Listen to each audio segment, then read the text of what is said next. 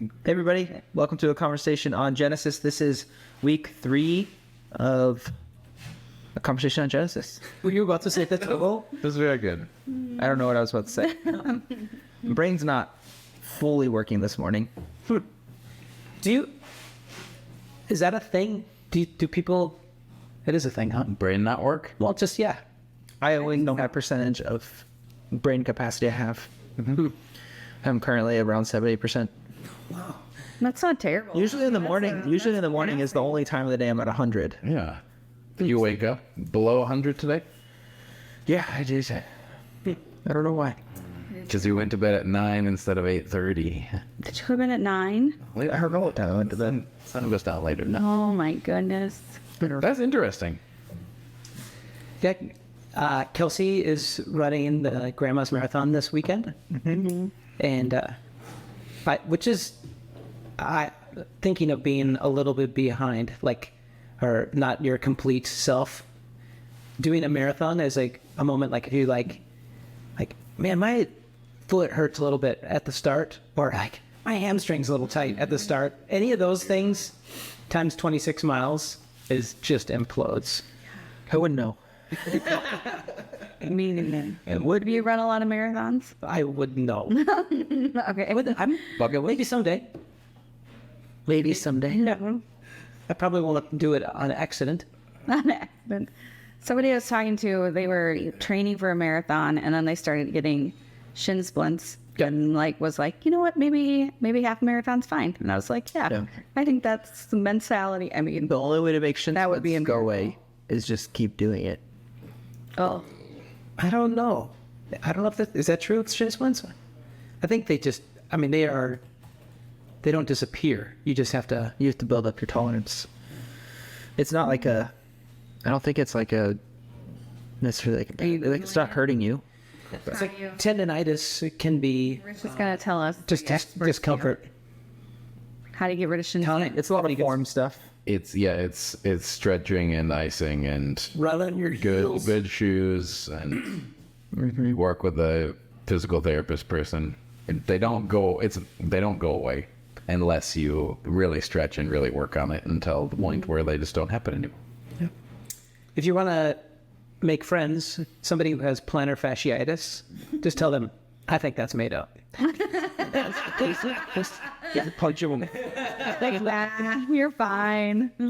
Foot pain. That is one of the most painful things literally ever. Bugs. Yeah, I've never had it. You never had it? It literally feels like somebody has a hot, like 1,000-degree butter knife and is sticking it into the bridge of your foot. Like, it's not sharp, but they're getting it through there. Oh gosh. Every time you step, it's like... So I had that, and then my brother's bachelor party was at a paintball place, and we were playing, and at one point I pushed off to run, and I thought someone shot me with a paintball in the bottom of my foot. Yep. And I was like, I'm out. And I went upside down and went, wait, that doesn't make sense. I'm wearing shoes. Like, it wouldn't have felt that way. Yeah. So I took my shoe off, and I had popped a tendon. Oh, yeah. So the bottom of my foot was just bruised, like blood. Oh, Not outside. Inside. Yeah. inside. Yeah, the blood stayed inside, but not inside where it's supposed to be. Yeah, that's not nice. But it felt like that, and it reminded me of... It's very painful. And stretching is the only way to make it go away. Foot stretches suck. Suck. We've been in Genesis. I think that's a hard transition. Non sequitur. I mean, the life, I just feel this over and over again. I've been writing this kind of over and over in our notes for these. Are you going to pop me? No, not yet. We have a popper in the room, and it's just dangerous. But there is, I think life has a bunch of challenges. Like getting the word challenges out. You don't have to have, you talk with like real people, and like if people could have a moment of just honesty, which it happens, that actually can be kind of rare. But I think some of the like skewing of even my own perspective, I think that we're pretty like raw and real with each other. Trying to be. Yeah, that was terrible or that was fine, whatever. And for me, that can be hard. I want to be okay more than most people probably. But life has so many challenges. Parenting, if you're a parent, is hard. If you have friends, friendship is hard. If you have parents or siblings or all these things which are like, yeah, relationship. for sure, we have all these things. But there are so many complexities all around us.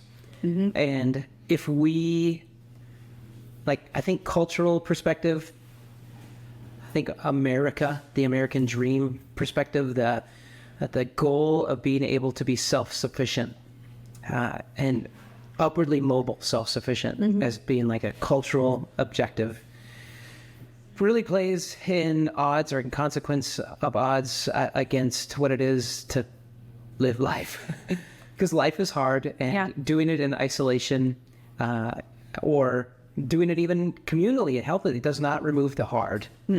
And why are we walking into Genesis? Why are we trying to, why do we spend so much time as a church, as a community, like digging into scripture, having conversations, not letting it just be like simple answers? Why do we leave it continue like this? Is because the process is so stinking important. And in process, if I can engage process, even when it's not pretty perfect, even healthy, if I can engage process, it's actually, there's probably a doorway to understanding God better and why or how he relates to me and how I'm supposed to relate to him and how that impacts how we relate with each other. And Genesis is this doorway into that. It's, here's God.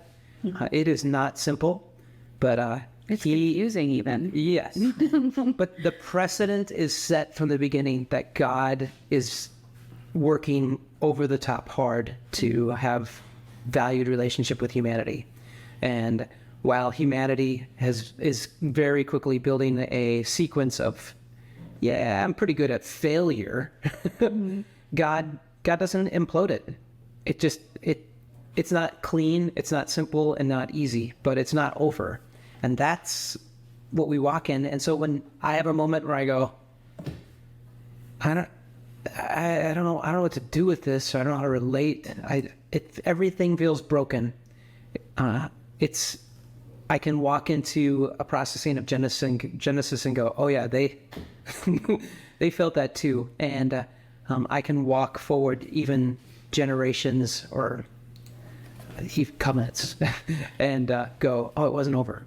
It really wasn't. Yeah. I mean, Genesis is really the processing of that tension of the human perspective. The humanity side of it is the processing of like that, both, which is what we struggle with now today, is both good and imperfect. Like, how do we hold those things? And probably the reason these people shared and passed down these stories for so long was because it put some sense to that context of like, how can the people around me, how can I both be good and also have this overwhelming feeling of imperfection, and how can we hold those things together at the same time?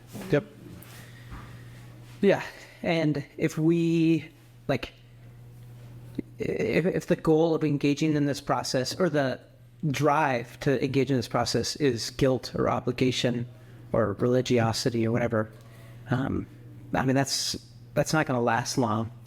But I think the thing that is like compelling long term is that your perfection is known, it's given. God's desire to have a relationship with you, have faith in that, and walk closer. Just keep on moving, and invite others to join in the process as well. We don't have to oversell it. We don't have to like come to Jesus and you'll never have a problem again. Right. But the thing that is so remarkable is come to Jesus because God really, the Creator, still looks at creation and says, it is good. Yeah. And I desire to have a relationship in it. Yeah. Yeah. Well, I was just thinking about, I mean, that's good. I was thinking a lot about just Cain and Abel, because that's what we're talking about this week. Murder. And like, just how, like, Cain and Abel, the story. And because of just the way we've been walking through Genesis, I keep thinking a lot about, like, what does this tell us about God? But also these stories as metaphors in our lives, and what does it look like? And like with Cain and Abel, and just the envy aspect, and it not being like, this leads to murder, but where does it play out in our own lives, you know? Yeah. And like, oh, I had a hard day. I can't stop. But You don't have to. I wish I could sometimes. We know. And I know. I try. But like, just that, like, what does envy do to us, and how does it hurt relationship? How does it speak in our heads? And like, something that really stood out in this story of Cain and Abel, like, it wasn't that Cain didn't bring an offering. He did. It was just that Abel brought the best he could. And it was like, it's not that Cain did something wrong. It's just, and maybe there's more that we don't understand. Maybe his heart, and, you know, where his heart was at, and all of those things. Because like, the Bible has so much about motivation, so it's hard to like always know all the details. But it isn't that Cain didn't bring an offering, and it's just this idea that there wasn't enough, this like scarcity thinking, like, you know, I'm gonna bless Abel because he brought me the best and the best and best, and Cain immediately goes, shoot, like, I didn't do as good as Abel, I didn't do it as well, so here's my broccoli, so now I'm angry because God blessed Abel and not me, and so now my response is killing Abel. And it's like, I mean, I don't know. I mean, yes, the worst stories may lead to this, but I think envy is still part of everything all the time. And it's like, it may not be murder, but how does it destroy? How does it destroy other people? How does it destroy us? How does it, you know, like that scarcity mindset where there's not enough for me, there's not enough for you. Like, if you're more blessed than I am, or I think you're more blessed than I am, like, what does that do to me? And like, our relationship, you know, and thinking God's not going to bless me too, you know, it's just very, I don't know, it's very destructive.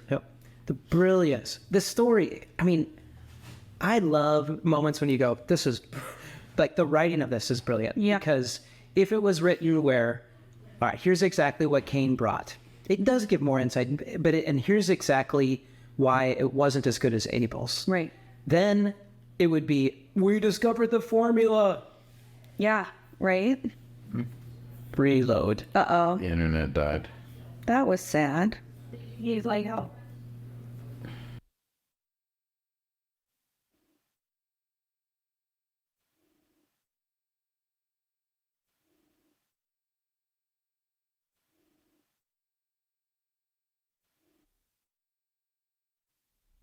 Did you put your last name on it? No, I don't.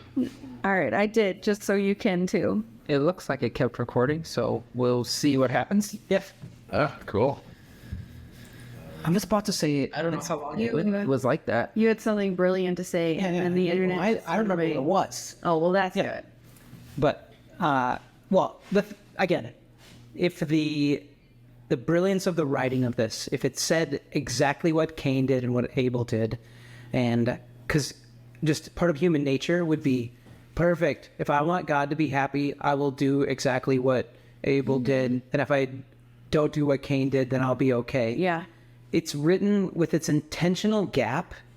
It points to, I mean, what you do is important, but the heart behind it is apparently the most important. And so it's not, I mean, this can be, we play it out. Like if you say, I don't know, God seems to like it when I go to church. I went to church, so therefore God must be, I'm okay with God. I'm like, oh, but what's happening inside of you is such a key part of, or portion of what's really, really happening. And so when I think about, again, the parable of this is that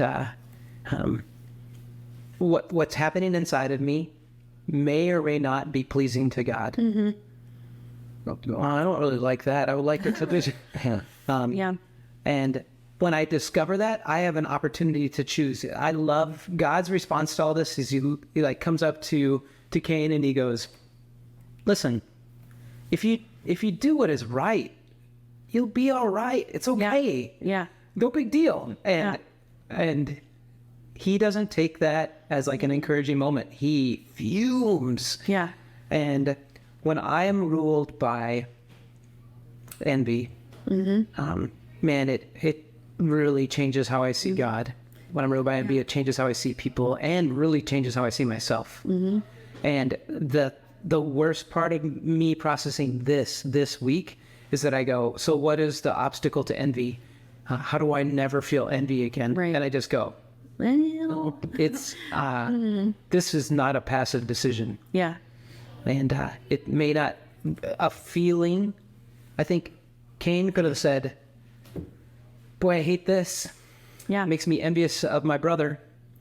But he had opportunity to not murder him. Yeah, for sure. And I think too, like just looking at all the stories of Genesis and like thinking of Adam and Eve again, and when they, they ate the fruit and all of that, and then they hid, and like the way God processed through that, why are you hiding? The shame piece that like they responded with the shame piece, and it's like Cain just he's like, I don't know if he probably felt shame, but also like running from it. Like God comes up to him and goes, have you seen your brother that way? And he's like in the sink washing his hands. Get the blood off. Yeah. And he goes, what? Am I my brother's keeper? I'm like, that is. Yeah. You're right. Envy, it took away guilt. Yeah. Yeah. Like it gave him the right to do what he did. Whoa. Or he thought he did. But it's like when I think it is so much about our response. Because something I think a lot about is like my motivation is never 100% what it should be. Like, that's right. I mean, like for all of us, I don't think our motivation's ever always right, or like, but I like, love it if I can check a moment where I go, I was pretty close there. That's pretty close there. I almost made it. Yeah. But that response to going, okay, maybe my motivation wasn't right there. How do I handle that now? How do I, instead of running and hiding, we work through that with God and not the shame spiral. I don't know. Like maybe I'm not making sense, but well, you were. Again, life is hard and things don't always work out as we'd like. And the doorway is open for us to be just ruled by envy. Yeah. And this is not a God scolding moment. This is not a God saying, you got to get inside the fences. But this is rather God going, whoa, this can break things. So to walk this out as a parable, when you realize that your own motives were off and not as pure as you'd hoped or would like, or at least like to other people to know, it's not a moment to let that spiral. Yeah. And I feel like Greg and I, maybe it was we were all there together, but like we've had moments culturally here in Minneapolis where envy has gotten really ugly and caused people to do ugly things. And the cultural trauma, injustice is the worst. But when injustice yields a call to action that is justice, beautiful. When injustice yields a call to action, which is envy and the wrath that comes from it, it's the worst. It doesn't diminish the injustice that took place, and that's what happened here. Maybe isn't a perfect parallel to what injustice is, but the response can be compounding. It's intense. Yeah. Agree. We're gonna just mentioning like some of our last questions in this, but perspective of God's blessing and how it impacts, and even God's favor and how that impacts our relationship with him and our relationship with others is it's important to not just be looking for so what's the answer? How is greater perspective of God's blessing and his favor, his approval, how does that impact my relationship with him? It improves it. Good for you. How does it impact your relationship with others? It makes it better. Fine. You can Google that. Who cares? But if you want to, the value that my family, my neighbors, my world needs is to truly see how, take, wherever you're at, take one step closer, one step towards understanding God's blessing and his favor. Yeah. Take one step. Yeah. I think that's a good challenge for this week. And thanks for working on that this week. And Scott will be gone for the next couple podcasts.